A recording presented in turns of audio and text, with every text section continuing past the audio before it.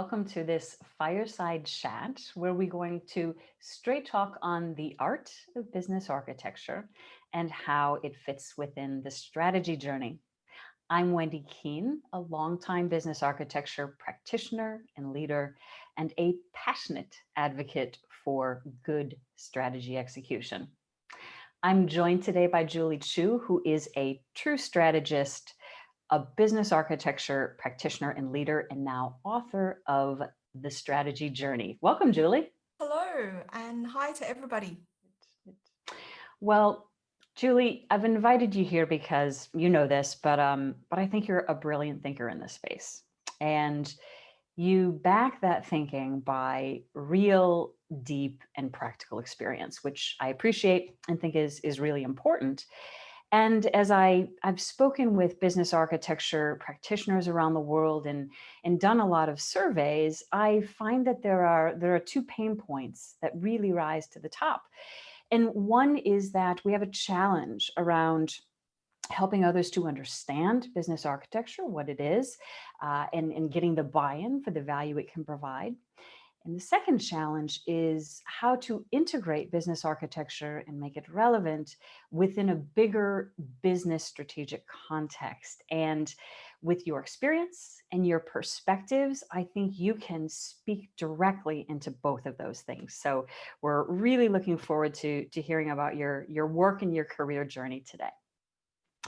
Before we jump into the questions, I think it's worth noting that the business architecture discipline has now reached a point of formalization and a point of maturity. So do we have a ways to go? Yes, of course, but business architecture is here and it's here to stay. And it's increasingly recognized for its important role in strategy execution, in the strategy journey, as we're going to talk about today. And it's recognized by organizations, even more so now in academia and even mainstream business literature. So I look forward to the conversation. Thank you so much, Whynde, for the intro and providing such a great description of business architecture and where it's actually heading. Because I think that that's actually part of one of my purposes and agendas right now in where I am in my career. So I have been, as you've said, a practicing business architect of sorts. I've had many different roles over the course of my career, including being labeled or called a business architect. And now today I'm effectively an entrepreneur. I have my own business. It's a consulting business. I also have a technology platform, an e-learning platform, where I actually teach, in essence, business architecture or the strategy journey, as I would call it, because I think that business architecture sits within that in terms of how it's matured and where it's placed along the strategy journey. And I think that's something that we can get into a lot more. And so where I'm at is, having had such an interesting career, having dipped my toes into doing so many different things, many of which have been called business analysis or business architecture over the course of the transition and the evolution of this practice. I've called it the strategy journey, and I've put it all together into the book, which I've just published. So it's actually been an interesting journey in getting to this point to writing this book, which for many people might be seen as being business architecture, but for some people it's not. It's innovation. It's so many different things. And that is pretty much what I, sought to do in clarifying all the different aspects of the strategy journey when I created the book. So, yeah. The book. Tell us more about this book. What is it about? What can we expect when we read it? Well, the book firstly is a different kind of book to your normal strategy book. I wrote it because what I felt that was actually missing when people wanted to understand how you would practice strategy or practice strategy to execution, bridge the gap, do all of these things that people in the transformation and digital transformation or in the business and growth phases of an actual business actually do, it's not all joined up. There's all these different practices and standards and strategies that almost work in their own silos and dive into a specific area. There wasn't anything that covered the journey itself end to end and that joined the dots, that also leverages all the aspects of what actually makes up a business or a venture or a problem, and how you would go about solving that problem. So that is what the strategy journey is actually about. It's a framework that joins the dots between all the different components that make up a business, why it exists, what it's supposed to do, how it's going to execute, transform everything.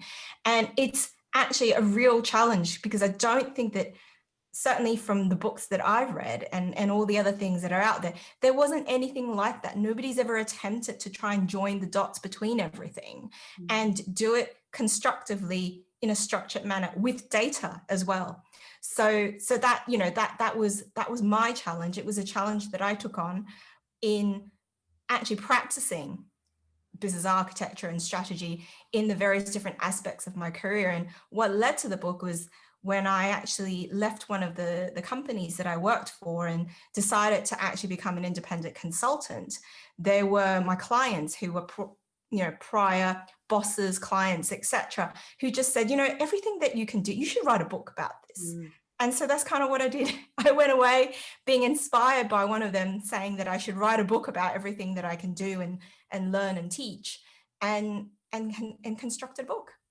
Love it. Well, congratulations on an absolutely amazing contribution. You've heard me say this, but I think your book is a masterpiece. It's the sweeping context and clarity, and then the visuals and the case studies you put in. It's really quite a piece of work, and I would recommend it to executives, anyone in any role, and certainly the business architecture community for the reasons we're going to talk about today. It is the bigger context. So. You know, you've alluded to this, right? But you've applied what we call business architecture, the elements and the mindset in different places, in different ways in your career. And to the extent that you've written about business architecture in your book, and you've curated it right into the strategy journey. And I think one thing that I really like about your book is that it brings clarity to this type of, you know, strategic and architectural thinking that we all need, regardless of what we call that discipline, regardless of what we call that role. So I wonder if you could maybe step us a little bit through your career journey. How did you come upon business architecture? How have you applied it? And maybe walk us through some of the personal transformation that has made you the person, you know, that we're speaking with today, who's a strategist, a leader, a board member, an author, and so on. So just take us on a tour. Yeah, well, that is a very challenging question to answer, because I really have had so many different roles. But I guess maybe in a structured a way as possible, I will maybe talk about the beginning, the middle, and the end, just so that we can actually keep this to, you know, something that doesn't move into a giant tangent about all the different things that I've actually tried. So I actually started off originally as a data analyst or a software engineer, which might be unusual for some people who've moved all the way into the strategy space, but maybe not so much these days, because if you have a look at some of the big CEOs of some of the different tech firms, you know, I'm talking about people who we are all inspired by, like your Elon Musks and your Jeff Bezos. They all started with a data or engineering type background. And that's how they fell into, you know, becoming the entrepreneurs that they have become. And I'm nowhere at that level that they're at by any means, but I see myself as taking upon my own journey towards achieving something that might be as big in my eyes as what they've achieved in their eyes. So yes, data is where I started. I started off as a business data analyst originally. And prior to that, I was actually in software engineering, coding different apps for different telecommunications companies and looking at, you know, training people to use some of the different apps that I had actually built and developed.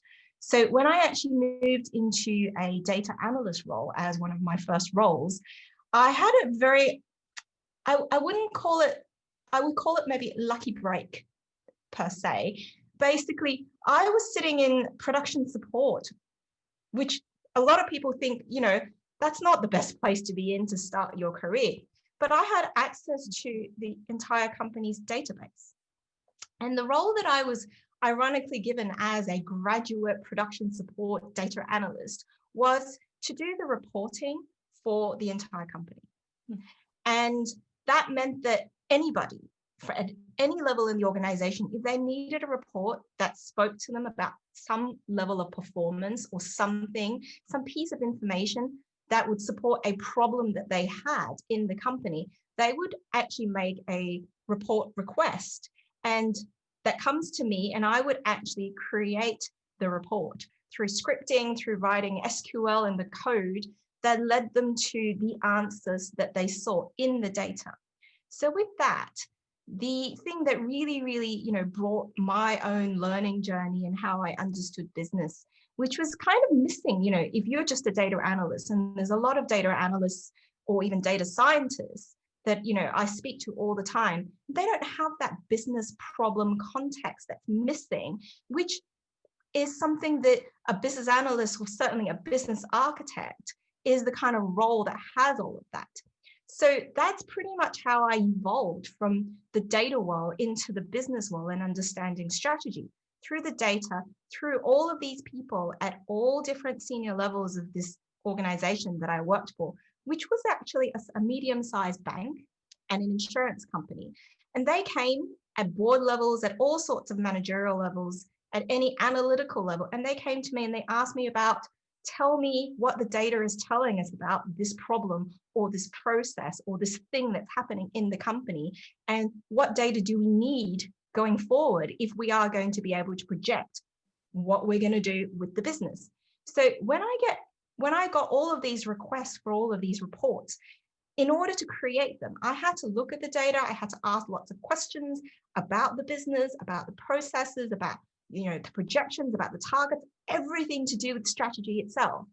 And as a result of asking all of those questions and learning what it actually takes to actually run a business, construct a business, sell, create revenue, do products, support compliance, everything, you just get into that, you understand it all, and you do it through the data.